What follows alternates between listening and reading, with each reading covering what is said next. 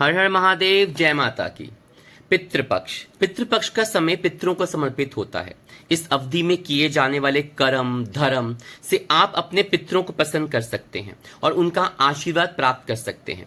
पितृपक्ष में प्रत्येक वर्ष अश्विनी माह के कृष्ण पक्ष में आती है और यह भाद्रपद पूर्णिमा से लेकर अश्विन अमावस्या तक रहता है। इस अवधि में लोग अपने पितरों का श्राद्ध, तर्पण, पिंडदान आदि करते हैं। पितृपक्ष में अपने पितरों के प्रति अपनी कृतज्ञता प्रकट करने और उन्हें शांति पहुंचाने के लिए यह बहुत महत्वपूर्ण समय होता है।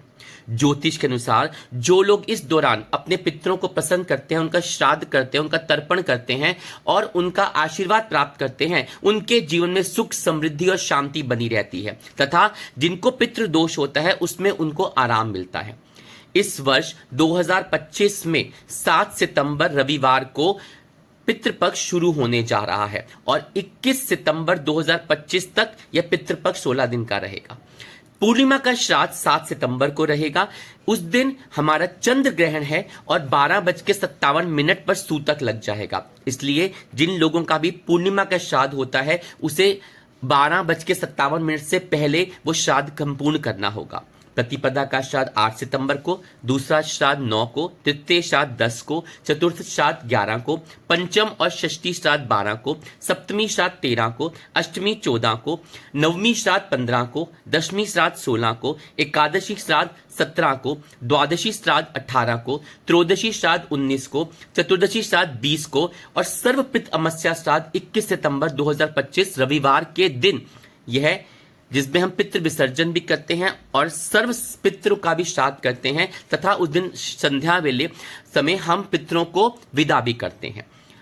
आपका शरीर स्वस्थ रहे, आप दीर्घायु रहें, आपके परिवार में सुख शांति बनी रहे, धन समृद्धि हो और सबसे बड़ी बात हमारे पूर्वजों का, हमारे पितरों का हमें आशीर्वाद बना रहे। इसलिए यह पितृ श्राद्ध करना अत्यंत आवश्यक होता है। अब पितृपक्ष में किनका अचानक घर पे आ जाना शुभ माना जाता है। कई बार हमारे घर में अचानक कुछ चीजें घटित हो जाती हैं, कुछ पशु पक्षी या कुछ लोग आ जाते हैं, तो वो उनमें किन किन का शुभ माना जाता है।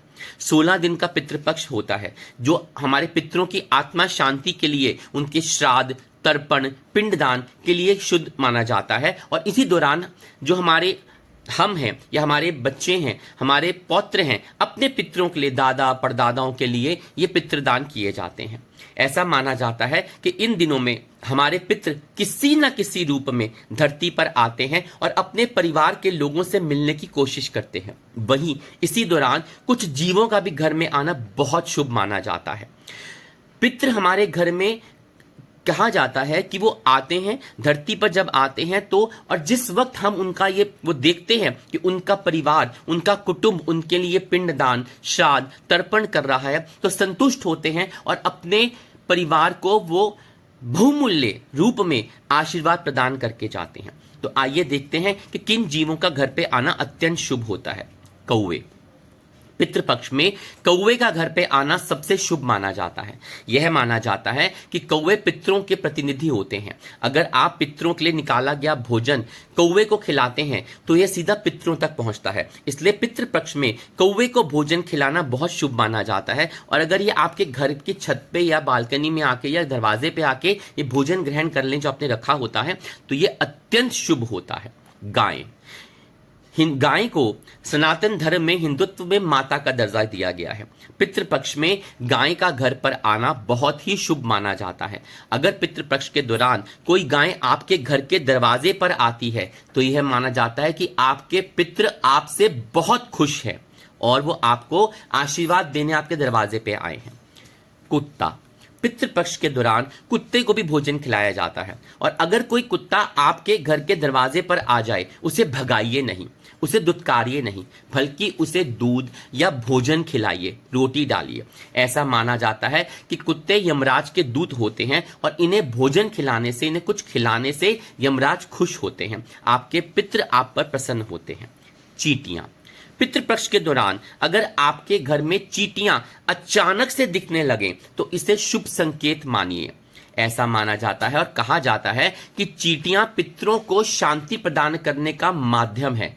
इसलिए इन्हें आटा, शक्कर जरूर डालिए या कुछ दाना अवश्य डालिए। पक्षी। अगर पितृपक्ष के दौरान कोई पक्षी आपके घर में आ जाए तो इसे शुभ माना जाता है। पक्षियों को दाना, बाजरा और पानी अवश्य प्रदान कीजिए। इस तरह से कहा जाता है, हमारे पूर्वज बड़े बुजुर्ग कहते थे कि पक्षी पितरों की कृपा लेकर आते हैं आपके घर में। कुछ बातों का ध्यान रखिए कि पितृपक्ष में सभी जीव और उन जीवों का आप सम्मान करिए और उन्हें भोजन कराइए, तृप्त करिए। कहा जाता है कि जीवों को भोजन कराने से पितरों का आशीर्वाद प्राप्त होता है।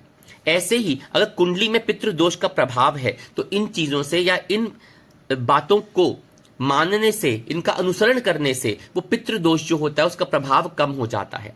इसी दौरान रोजाना पितृ तर्पण भी करना आवश्यक होता है, अन्यथा जिस दिन आपके बड़े बुजुर्गों का श्राद्ध हो उस दिन उनका तर्पण अवश्य कीजिए और ब्राह्मण भोज कराइए। और इन जैसे कौवा, गाय, कुत्ता, चींटियां, इनको भोजन, इनके नाम का ग्रास अवश्य निकालिए। इससे पूर्वजों को तृप्ति होती है, उनको मोक्ष की प्राप्ति होती है और वो आपको आशीर्वाद देते हैं, क्योंकि पितृपक्ष सदैव आप धरती पे पितृ पक्ष के दौरान विराजते हैं और अपने कुटुंब को हरा भरा देखकर खुश होते हैं। खासकर जो कुटुंब उनके लिए ये कार्य संपन्न करते हैं उन्हें आशीर्वाद देके जाते हैं। जब तक पितृपक्ष है और पितृ आपसे प्रसन्न है, आपका घर खुशहाल बना रहेगा, प्रसन्न बना रहेगा और हरा भरा बना रहेगा। हर हर महादेव, जय माता की।